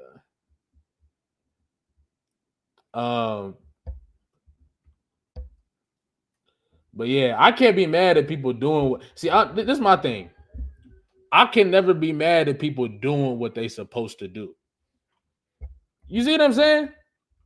I don't know if that's gonna hit for everybody, but that perspective is life changing. Like sometimes you got to see like people. You got to let people do what they supposed to do. You feel what I'm saying? When I get on Twitter and I see hit piece after hit piece after hit piece by Drake fans, I can't be mad at none of them because they doing what they supposed to do. You feel me? They doing what they supposed to do. I don't get mad at the haters and none of that. They doing what they supposed to do. To act like they doing something that they not supposed to do would be delusional. And I'm not, you know what I'm saying? If I'm delusional, I'm going to choose to be delusional. I'm not aware that I'm being delusional. No. But nah, we good. I don't even see dude. But yeah, let's get back to this shit. we understand from the Punch tweets recently, Kendrick insisted that Drake be on that album and Drake be on that song specifically. Would not trade it out for effing Problems. He would rather give that record to Rocky than put it on his album and take him off of Poetic Justice. Keep that in mind. They had just collabed. No, Revenge. That was the hate. See, now, no.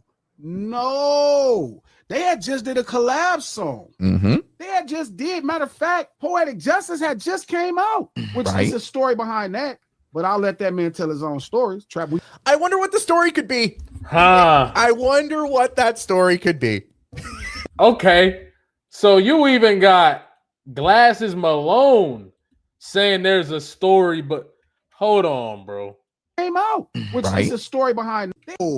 No. They had just did a collab song. Mm-hmm. They had just did. Matter of fact, Poetic Justice had just came out, which is a story behind that. But Interesting. So Glasses Malone himself is confirming that there's a story behind Poetic Justice. Right. It doesn't mean that this story is true and it doesn't disprove anything, but it does give validity to the fact that he sees something that's there, regardless if he's fully on point or not. He sees something that's there. And I think that is the ultimate core of a theory. Like, you see something, and without having the evidence, you have to find the context clues and what you do have to put some stuff together. Sometimes you can't get a theory correct because it's not enough evidence. But that's why certain theories are valuable and certain theories aren't, because the less evidence you have, the more valuable the theory becomes. That's how I feel. I'll let that man tell his own stories. Trap. I wonder what the story could be. I wonder what that story could be. We're so right. We're so right. It's ridiculous. We talked about it offline. Mm-hmm. You've talked about it offline. It's the same line though. It's the same line with anybody talking Kendrick Lamar and Drake. They'll talk about Poetic Justice offline. I think I'm one of the only people on the planet, aside from Steve, Lace Rhymes out in Vegas, and Hunted Pax, who put me on and up in Houston, that is talking about this element of this story, because it is the most important part to understand. It is the most important thing to understand when breaking down Drake and Kendrick Lamar. You have to stick to the timeline and you have to stick to the lyrics. It clearly is pointing to something happening. And I don't think these guys get into the second part of Drake's verse. Let's continue this. Hang on, let me watch. Before Control or after Control? No, I'm finna hit you with the time date. Poetic Justice, everything was good. Everything was good. Was it? Them lyrics happened after that man won Hottest MC, and they directly subbed that nigga after he won Hottest MC. Mm-hmm. So he wins Hottest MC. MTV awards him that March 08, 2013. Drake and Cole dropped the Jodeci Freestyle June 22nd, 2013. Dot Control comes out August 14th, 2013. Hold on, Coach. He called us internet investigator and detectives. Stuff. Wait a minute. Hold on, time out. Time out. This man came out with live lunch hour every Monday, Wednesday, and Friday, right? Yeah, I don't think they get back into the second part of the verse, but good. Interesting. Somebody said Glasses talking about Glasses on aiming to Drake. Interesting. That would be interesting, because if he is talking about Glasses aiming to Drake, then I wonder, and if that's a reference to him shooting at Drake the first time, then he could be referring to the cipher, right? And I mean, I could see he didn't really get that. He didn't really go for the kill in that cipher verse. So that is interesting.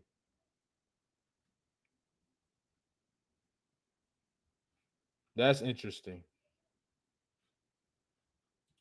Thing is, as I have Drake's lyrics ready, because this is the most damning part of Drake's second verse on Jodeci Freestyle, and it directly supports the Poetic Justice theory, everything that we've laid out on this channel.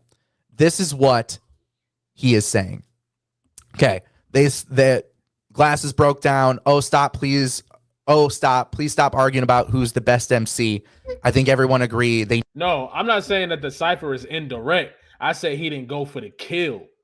I think it's a difference between it being indirect and going for the kill. I think the cipher felt like some strictly on some rap shit, like, you feel me, which is cool, but he didn't really dig at Drake or nothing like too crazy. You feel what I'm saying? But it is just a quick little, like, I'll show you. Let me give you a little hint of how I can really fuck you up. know that you're not. Clearly a shot at Kendrick Lamar. The rest of the verse, knowing what we know now, hindsight being 2020, the rest of this verse reads like something happened.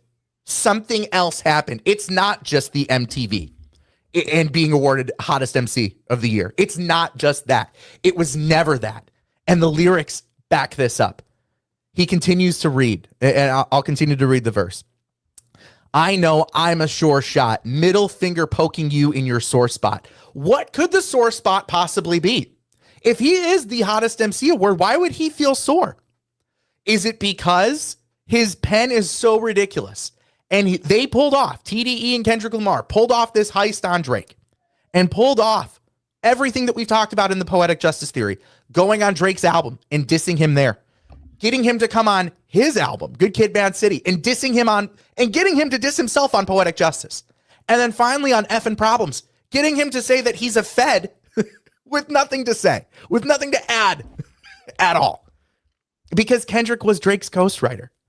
And he got Drake to do all of these things, but guess what? The hip-hop community ignored it.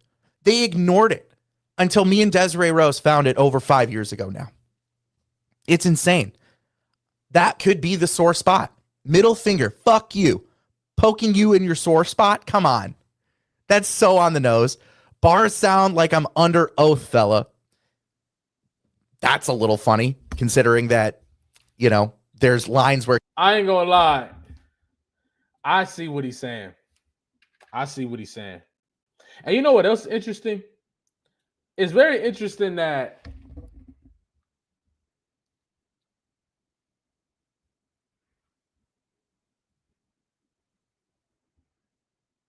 you know what? Let's let this play a little more. Just a little more. Hold on. That's so on the nose. Bars sound like I'm under oath, fella. That's a little funny, considering that, you know, there's lines where Kendrick Lamar says, I swore I wouldn't tell, but most of y'all share bars like you got the bottom bunk in a 2-man cell. And he's the hot. That had to be terrifying for Drake. You feel what I'm saying? For him to, like, things might have got heated behind the scenes after that. Or it was probably before that, but yeah, bro. He's the MC that masturbated on your favorite MC until the industry had wanted him assassinated. Aubrey tried to have him blackballed. I can see that. I mean, for sure, I can see. That had to happen at some point. Joke's on you. High five. I'm bulletproof. I mean, if you follow the Poetic Justice Theory, you know we think that there is an NDA out there, and Drake got the industry to get involved in all of this, to cover all of this up, because this would have been so damning to this man's career. It would have killed his rap career before it even had a chance to actually take off. And he would have been stuck just being an R&B and pop artist. iComedy Central roast fellas turn him into ghost fellas.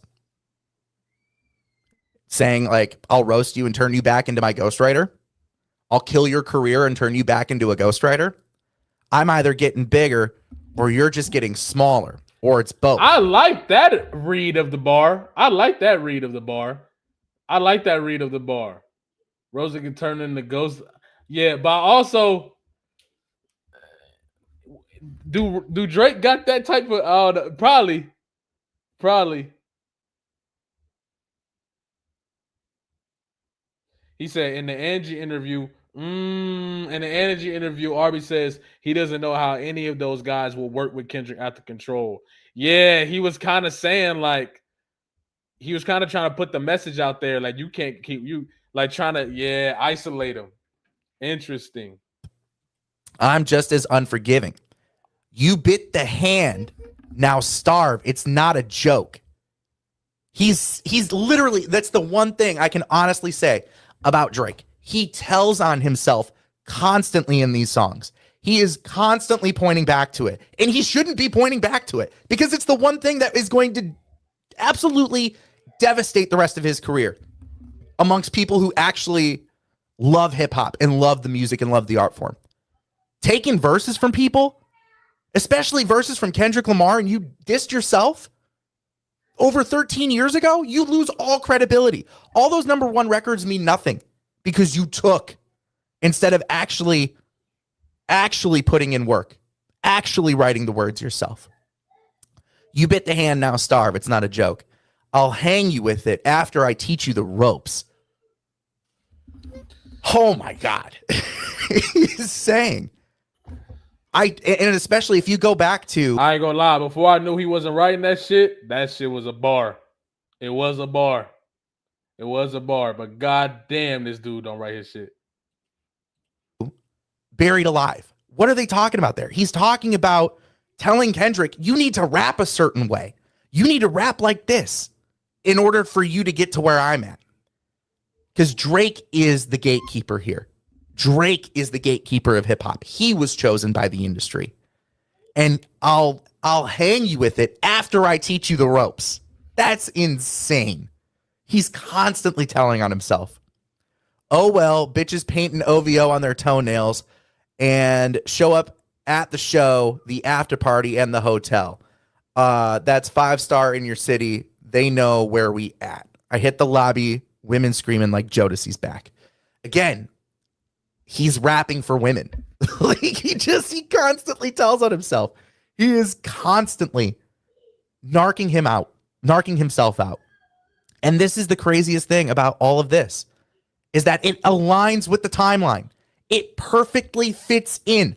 Why would you even pen something like that? Pen those words specifically if you didn't have a problem with what he did to you, because you did.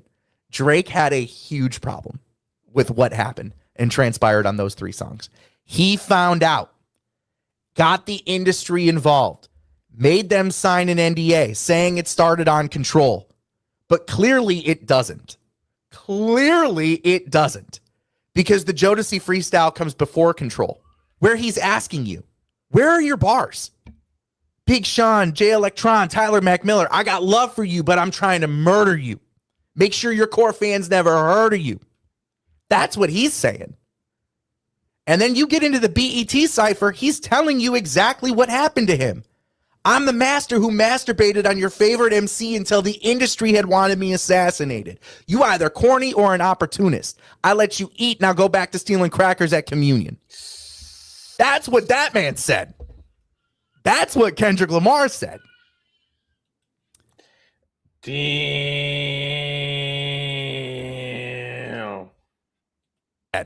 I remember when the cipher had came out and nothing been the same since they dropped Control. Like we all knew he was taking a shot at Drake. We all knew. It was obvious. I remember niggas try to make theories about it. I remember not theories, but like we used to talk about it and people be like, nah, bro, I don't think he did. Whoa, whoa. Like, yes, he did, bro. Think about it. Nothing was the same. Come on. I remember that. Crazy. That's why this battle don't hit as heavy as it does for some people. Like, it hit heavier for us because we was there. You feel what I'm saying? That's what Kendrick Lamar said. This is amazing because it just shows you how right we are. It literally shows you how right we are. And I understand Glasses and all of them were talking about, like, you know, J. Cole. We don't know J. Cole, no respect. And I get that. I understand fans that look at J. Cole and they think to themselves that he's a snake and that he's been shading Kendrick ever since the Jodeci freestyle and he's actually envious of him. That's fine. If that's your perspective on J. Cole, that's fine. I think when this drops, J. Cole had no clue. I think he was just getting on there and he's following what Drake's doing. And if you look at J. Cole And where he Nah. J. Cole knew what he was doing. J. Cole knew exactly what he was doing. He was doing the same shit as Drake. Come on. comes from, he's not in LA with rappers at, a community of rappers at his disposal. He's in North Carolina. He's an Army kid. Just lucky to be here. I had somebody in my YouTube comments saying that they look at J. Cole as just happy to be here. Just happy to be here. And that's true. Because he's not a rapper from Atlanta with a deep hip-hop community that he can tap into. He's not a rapper from Detroit with a deep hip-hop community that he can tap into. Or Chicago. Or New York. He's from Fayetteville, North Carolina. Alone. Trying to come up. So if someone like Drake is offering you a chance to come on a song, wouldn't you take it? Drake is clearly what the industry has chosen to be number one. And if he's playing the industry game, yeah, he hops on that song and he just says, yeah, I'm just getting started. I'm just getting started. Check the numbers. So he's going to talk his shit too. And that's okay. But I always look at J. Cole, and even after all this Kendrick Lamar versus Drake stuff, Kendrick Lamar, I had someone in the YouTube comments tell me, like, I didn't understand the meaning of Whacked Out Murals, that he's very clearly taking shots at J. Cole. No, he's not. Whacked Out Murals is a song about the media landscape, the people who report on hip-hop, the people who make hip-hop content, actively ignoring Kendrick Lamar's lyrics and actively ignoring the timeline of events, and not putting it together and piecing it together. I don't know about that one, bruh. Let's say somebody whacked out my mural. It used to be fuck that nigga, but now it's plural. I watch him pander with the backhanded compliments. Put the head on a Cuban link as a monument. I pay homage and I always mind my business. I never lost who I am for a rap image.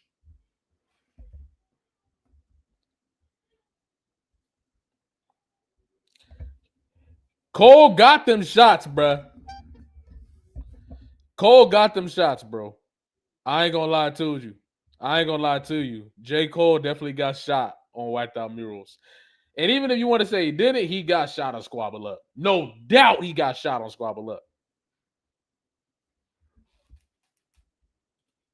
Together. Kendrick got at a few people on Whacked Out Murals. Whacked Out Murals was like bomb first. There's one line where you could attribute a shot to Cole, where he says, fuck apologies, I want to see you geeked up. And that's always been what he's said to J. Cole. I don't care. Show me your bars. I don't need your apologies. I want to see you geeked up. I want to see it. It's the same thing with Control. So we do think that he took shots at J. Cole then. And that's always been what he's the timeline of events, and not putting it together and piecing it together. There's one line where you could attribute a shot to Cole, where he says, fuck apologies, I want to see you geeked up. Yeah. And that's always been what he's said to J. Cole. I don't care. Show me your bars. I don't need your apologies. I want to see you geeked up. I want to see it. It's the same thing with Control. I got love, but I'm trying to murder you. Kendrick was planning to kill J. Cole and Drake in the same battle. I just want everybody to. Kendrick was planning to kill Drake and J. Cole in the same battle. That was his plan. To kill Drake and J. Cole. It low-key would have been even crazier. But then J. Cole stepped out. And I'm not going to lie. I'm going to say this. I'm going to make a video on this. But I'm going to say this, bro. A part of me feels like Kendrick not going to let J. Cole slide, bro. I don't know why, but I just got this feeling he not going to let him slide. bro. I really don't think he's going to let him slide. Because you got to think about it. Why would you let him slide?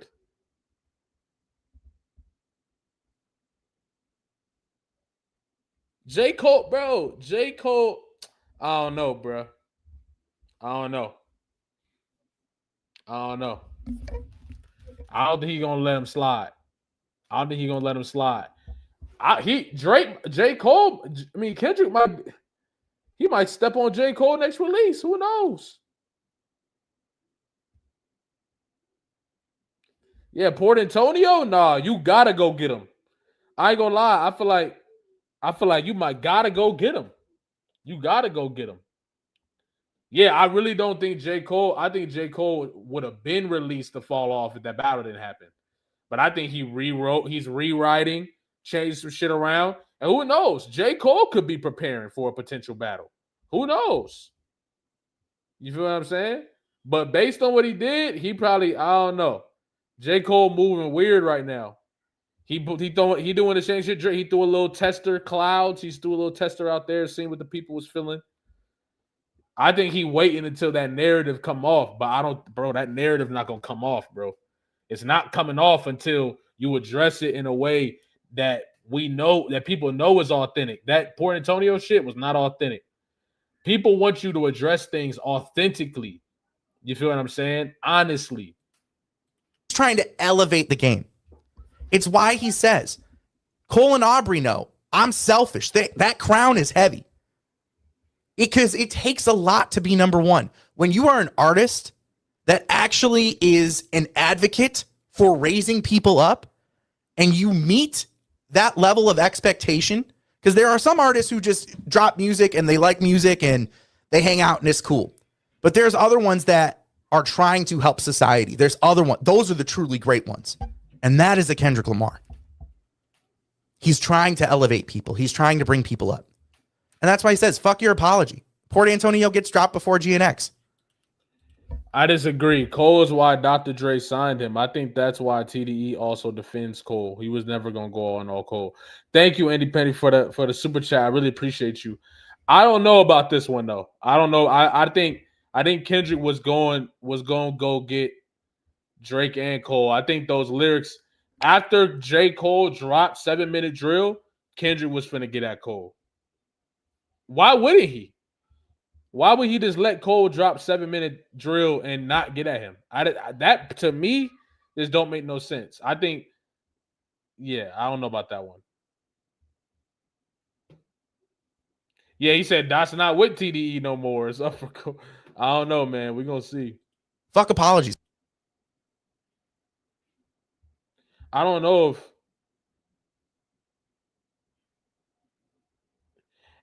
if J. Cole introduced Kendrick to Dre, I believe, or showed Dre Kendrick's music, supposedly, apparently. Didn't Punch say that whole shout out Nate for the super chat? Appreciate you, bro. Didn't Punch say that Cole Diddy story was lies? I mean, essentially, I did a video on that too. The way he talked about it, bro. The way he talked about it, dog. I ain't gonna lie, bro. He was talking like it was, yeah. I want to see you geeked up. I don't care. Save your apology for later. But this is awesome. And I really do think that we're right.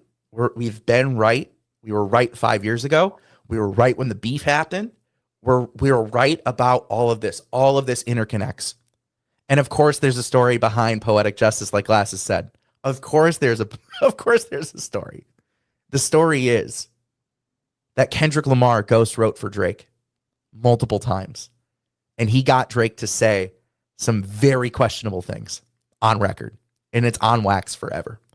And that makes Kendrick Lamar the greatest rapper of all time. I saw a live the other day because I was getting tagged in it where Torre's on, I think with Curtis King and Green. And they're talking about the categories that make someone the GOAT, right? The whole thing was, is Kendrick Lamar the GOAT? And the one category to me that is his separator amongst the Eminems, amongst the Jay-Z's, amongst the Andre 3000s, is this. He got your favorite rapper to diss themselves on not one, not two, but 3 different records. Well, I guess Buried Alive, Kendrick is just rapping on that one himself, but he's comparing him to R. Kelly in that song. on that motherfucker's record. He is the greatest MC because he did that. No other rappers ever accomplished that. Eminem didn't get Ray Benzino to diss himself on the record that they're rapping on together. Jay-Z didn't get Nas to get on a record with him and have Nas diss himself.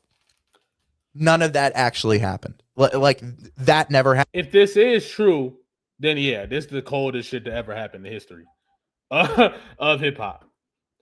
Hey, shout out Rubulucci for the super chat. Appreciate you, dog. Said, doesn't Kendrick have a movie coming out with the South Park dudes with Comedy Central? And it's probably Drake's ghost telling on himself. Huh? I almost forgot about that movie. I'm excited for that.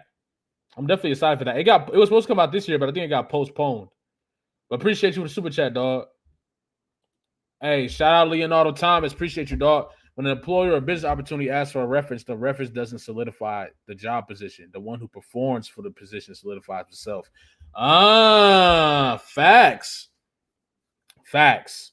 That's real. That's real. That's real. Because you still got to deliver. You still got to deliver. No matter what. Shout out Leonardo Thomas. But yeah, I'm not going to lie. I'm rocking with this theory. And I'm also not going to lie. I did want to talk about some more stuff. But we might, I think I'll stay on for another like 20 minutes. 15, 20 minutes. So we got time to look into something else. I got a couple options. It's up to y'all though.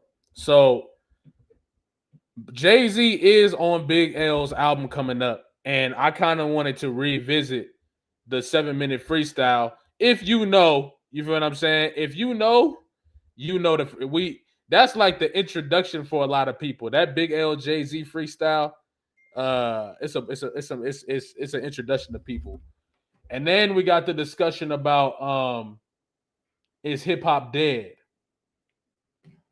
You feel what I'm saying? Because a lot of people, the fact that hip hop isn't on the boards right now, people are saying that the battle ruined hip hop, and the fact that hip hop is But I have we can do that for a different conversation. We can do that now.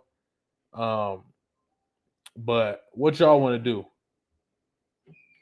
Y'all want to talk about y'all want to go over that Big L Jay-Z freestyle, or y'all want to talk about this hip hop thing? I mean, honestly, if y'all got another thing y'all want me to talk about on bro right here, if he got another video, Money Tree is the only place for shade. Shout out J Tom. I appreciate you for reacting to my songs, bro. I really do. I appreciate you, bro. That's love. Nice. Thank you for the super chat too. But facts. Y'all check out J Tom Reactions channel, bro. The 7-minute freestyle is gonna be on Big L new album. Yeah, they're gonna release it on all platforms. Andy Pandy, I don't know what some of y'all are talking about. TDE is an independent label. Dr. Dre is a major label. Cole was producing High Power for Kendrick and writing for Dr. Dre. He told him to sign Kenny. This true? Well, I don't know how true that 100% is, but I do appreciate you for the super chat. That's love. I appreciate you. That's right. You were showing super chats all night. That's love. For real. You know what? I think I am going to get out of here right now. I'm going to get out of here. What we're going to do is stream tomorrow. We're going to stream tomorrow. I forgot I do got to do this Zoom meeting too. But yeah. We're going to do the stream. We're going to stream tomorrow, and we're going to talk about this stuff if other topics haven't come up. I'm going to start streaming now that I got some of this stuff together. I got y'all. We'll stream tomorrow. What time? What's tomorrow? Thursday? We'll stream tomorrow, though. We'll figure it out, whether it's in the morning or in the afternoon like today. I'll probably do 3 p.m. again, probably like 3 to 5. But yeah, I appreciate everybody that sent super chats. I appreciate everybody that came out and watched. Hey, shout out, bro, for the theory. I like the theory. If y'all want to tell him that I want to contact, I want to talk to him on the live, then he can. You feel me? But also, we putting the Discord together. Okay, we still adding people to the Discord. All right. So what I'm gonna do is right here in the live, I'm gonna drop the Discord. Okay. And I want to build really a community in there, and I'm open for mods, open for ideas for you know what I'm saying, because I want to do like games and stuff like that, game nights, event nights, watch parties, stuff like that. It's a lot going on outside of the content, so trying to find space to get that added in there too. So I'll need some mods, some people I can relay stuff to, and want to put messages in there or put debate topics in there and stuff like that. But yeah, I'm gonna put the Discord in the comments right now. Y'all click on it and get in there, man.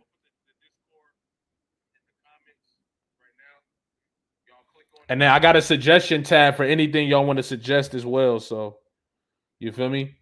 But yeah, I just dropped the Discord link. Wait, was that the right Discord link? Hold on. Yes. I dropped the Discord link in there. You feel me? Y'all got some suggestions y'all want to add to the suggestion tab. But yeah, click on the Discord link. Y'all pull up in there, all right? I'm going to catch y'all. We're going to be streaming more often. I'm going to stream tomorrow. Appreciate y'all, man. Oh, yeah. And you can't be mad at people doing what they supposed to do. Take that with you. You feel what I'm saying? I'm going to catch y'all.